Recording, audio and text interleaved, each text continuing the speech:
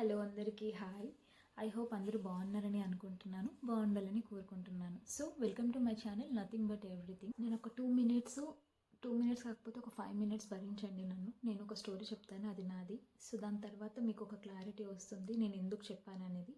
Okay, so 2022లో నేను సడన్గా wait పెరిగాను. సడన్గా అంటే ఇన్ ద సెన్స్ నేను ఎక్కువగా గమనించలేదు, బట్ నేను పెరుగుతున్నాను, నా బట్టలు పట్టట్లేవు అని నాకు అర్థమైంది. పీరియడ్స్ కూడా నాకు రావట్లేదు, ఏదో అయింది సంథింగ్ అని నాకు ఎందుకు అనిపించింది.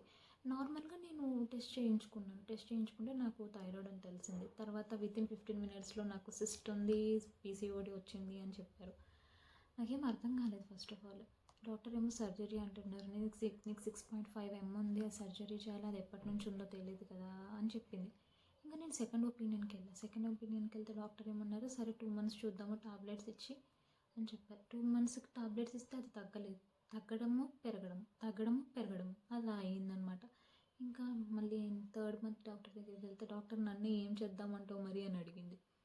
అసలు నాకు ఫస్ట్ ఆఫ్ ఆల్ అది ఎందుకు వస్తుంది ఏంటి ఏమీ చెప్పలేదు నాకు డాక్టర్. అప్పుడు ఏ డాక్టరు చెప్పలేరు నాకు, ఇప్పటికి కూడా ఏ డాక్టర్ చెప్పట్లేదు ఎవ్వరికి. అందుకే అందరు యూట్యూబ్ల మీద పడ్డారు. సో యూట్యూబ్లోనైనా కొంచెం క్వాలిటీ ఇన్ఫర్మేషన్ దొరకాలని నేను కోరుకుంటున్నాను. సో పాయింట్కి వస్తే ఏం చేద్దామని అంటే నాకేం తెలియదు కదా, నేనేం ఖాళీగా ఉన్నాను. కామ్గా ఉంటే ఇంకా డాక్టర్ అది నీకు ఓవరీకి ఇలా పట్టేసుకొని ఫామ్ అయ్యింది, ఇప్పుడు అది తీస్తే ఈ ఓవరీకి డ్యామేజ్ అవుతుంది. డ్యామేజ్ అయితే నీకు 50-50 ఛాన్సెస్ ఉంటాయి కన్సీవ్ అవ్వడానికి. నీకు అసలు ఇంకా మ్యారేజ్ అవ్వలేదు కదా, అంటే మనకు 2 ఓవరీస్ ఉంటాయి. నాకు ఇట్ సైడ్ ఓవరీ తీసేస్తే ఈ ఓవరీతో ఇంకా నేను కన్సీవ్ అవ్వాలి, అంటే అప్పుడు 50% చాయిసే కదా నాకు. సో నీకు ఇంకా పెళ్ళి కాలేదు, సో నేను సర్జరీ చేయాలంటే కూడా చాలా జాగ్రత్తగా చేయాలి, చూద్దాము అని అనింది. నాకు ఆమె సర్జరీ చేస్తే ప్రాబ్లం వస్తుంది అనే మాట నేను వినలేకపోయాను అప్పుడు. అంటే నాకు అది దృష్టిలో లేదు. నాకు ఇంకా తల్లో మొత్తం ఏముందంటే అది పెరుగుతుంది, అది పెరిగితే ఏదో అవుతుంది, అది ట్విస్ట్ అవుతుంది అని చెప్పారు. పెరిగితే అది ట్విస్ట్ అవుతుంది, అప్పుడు నీకు భయంకరమైన పెయిన్ వస్తుంది, హెవీ బ్లీడింగ్ అయిపోయి మనిషి చచ్చిపోయేదాకా కూడా వస్తారు అని చెప్పింది. నాకు అది భయం పట్టుకొని ఇంకా నేను నెక్స్ట్ 2 వీక్స్ కూడా అవ్వలేదు, 2 వీక్స్ లోపల డాక్టర్ దగ్గరికి వెళ్ళి నాకు సర్జరీ చేసేయండి డాక్టర్, నేను లాప్రోస్కోపీ చేసుకుంటాను అని అంటే, నీకు పెయిన్ ఏమన్నా ఉందా అంటే లేదు డాక్టర్ అని. మరి పెయిన్ ఏం లేనప్పుడు కొన్ని రోజులు వెయిట్ చెయ్యి అన్నారు. సరే అని మళ్ళీ వెళ్ళాను.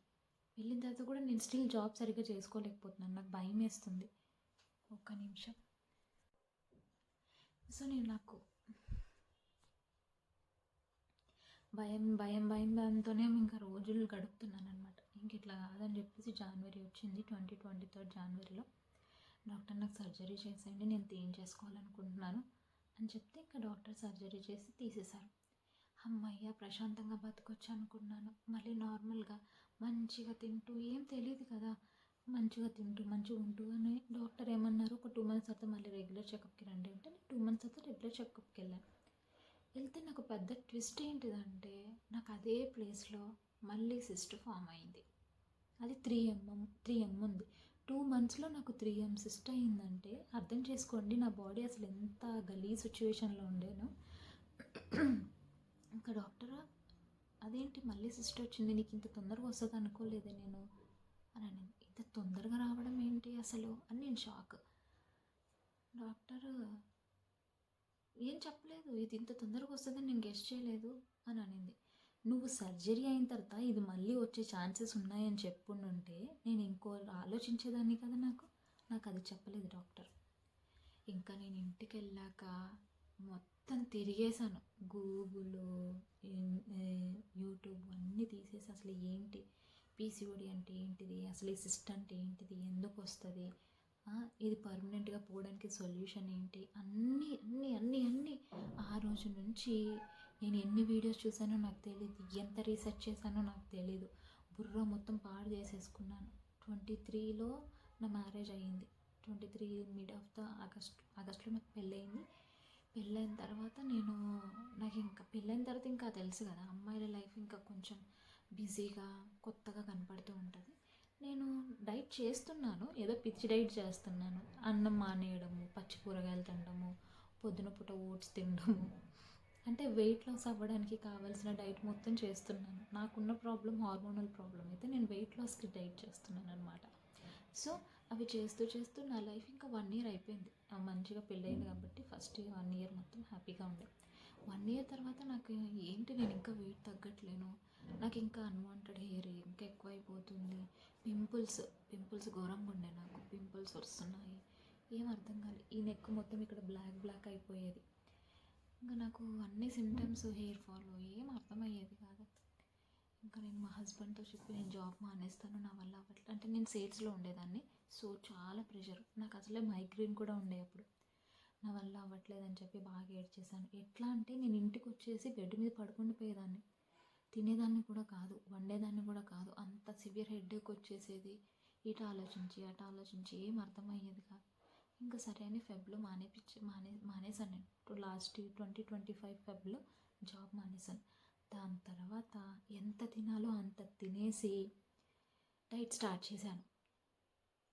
చాలా స్ట్రిక్ట్గా డైట్ స్టార్ట్ చేశాను. ఎలా అంటే మార్నింగ్ వర్కౌట్స్, ఈవినింగ్ యోగా, లేకపోతే ఈవినింగ్ వర్కౌట్స్ 2 టైమ్స్ వర్కౌట్స్ చేసి రోజంతా వాటర్ తాగుతూ చాలా హెల్తీగా ఫుడ్ తినడము అన్నీ చేశాను. ఏప్రిల్కి వచ్చిన తర్వాత వెయిట్ తగ్గాను కానీ నేను అంతేం తగ్గలేదు, ఇప్పుడు ఉన్నట్లు కాదు. 60కి వచ్చాను. 60 వెయిట్ తగ్గిన తర్వాత కూడా నాకు ఇంకా స్టిల్ సిమ్టమ్స్ ఉన్నాయి. పీరియడ్స్ కూడా నాకు 35 డేస్కి రావడము అలా జరుగుతుంది.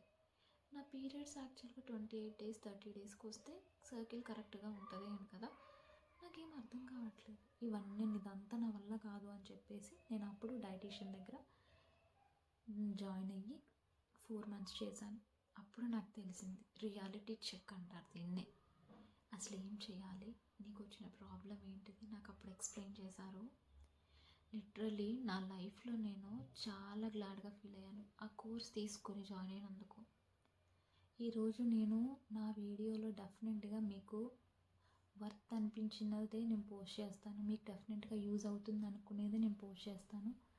మీ టైం, మీ బాడీ మాత్రం వేస్ట్ చేసుకోకండి. పిచ్చి వీడియోలు చూడొద్దు. నేను మిడిల్లో మీకు ఒకటి చెప్పలేదు, నేను వెయిట్ లాస్ మధ్యలో న్యూట్రిషన్ ఫుడ్ తినక జస్ట్ క్యాలరీస్ అన్నీ తగ్గిపోయేటివి తినేస్తా, అంటే క్యాలరీస్ తక్కువ ఉన్నాయి తినేసి విటమిన్స్ అన్నీ డౌన్ అయిపోయి ఘోరమైన హెయిర్ ఫాల్. నాకు అది ఇప్పటికీ పెరగలేదు, ఇక్కడ మొత్తం హెయిర్ ఫాల్ అయింది నాకు, ఇక్కడ హాస్పిటల్కి స్కిన్ స్పెషలిస్ట్ దగ్గరికి వెళ్తే ఆమె నువ్వు వితిన్ 1 మంత్లో అంత వెయిట్ లాస్ అవ్వడం మంచిది కాదు అని చెప్పేసి అన్ని సప్లిమెంట్స్ ఇచ్చింది. ఆ సప్లిమెంట్స్ మీద బతికాను నేను. అసలు ఎట్లా తయారైపోయానంటే వీక్లో 2 టైమ్స్ నేను B12 ఇంజెక్షన్స్ తీసుకునేదాన్ని, మంగళవారము ఫ్రైడే. అవి యాక్చువల్గా ఇంజెక్షన్స్ తీసుకోవద్దు కానీ నాకు ఇంకో దారి లేక అవి ఇంజెక్షన్స్ రాశారు నాకు. సో అలా అయిపోయింది. అందుకే పిచ్చి డైట్లు చేయకండి, మీకు కరెక్ట్ ఏదో తెలుసుకోండి, మీ ప్రాబ్లం ఏంటిదో ఫస్ట్ గెస్ చేయండి, దాని ద్వారా మీరు వర్క్ చేయండి. సో PCOD థైరాయిడ్ ఉన్న వాళ్ళకి నాకు వర్కౌట్ అయింది కాబట్టి నేను చెప్పాలనుకుంటున్నాను. నేను నా స్టోరీ మొత్తం ఎందుకు చెప్పానంటే పిచ్చి పనులు చేయొద్దు, రాంగ్ స్టెప్స్ వేయొద్దు. మీ లైఫ్లో ఒక ప్రాబ్లం ఉందంటే దాన్ని ఇంకో ప్రాబ్లం కొని తెచ్చుకొని ఇంకా కాంప్లికేటెడ్ చేసుకోవద్దు. సో నేను మీకు మెయిన్గా ఒకటి ఈ వీడియోలో చెప్పేస్తాను. ఏంటిది అని అంటే వెయిట్ లాస్ ఇంపార్టెంట్, కానీ వెయిట్ లాస్ అయితే నీ ప్రాబ్లం పోతుందా అంటే నో. వెయిట్ లాస్ అనేది నీకున్న ఒక 50 సిమ్టమ్స్లో అదొక సిమ్టమ్ అంతే. హార్మోనల్ ఇంబ్యాలెన్స్ అనేది లైఫ్ స్టైల్ డిసీజ్, దాన్ని మనము వేరే రకంగా డీల్ చేయాలి. నేను మీకు అది నెక్స్ట్ వీడియోలో చెప్తాను.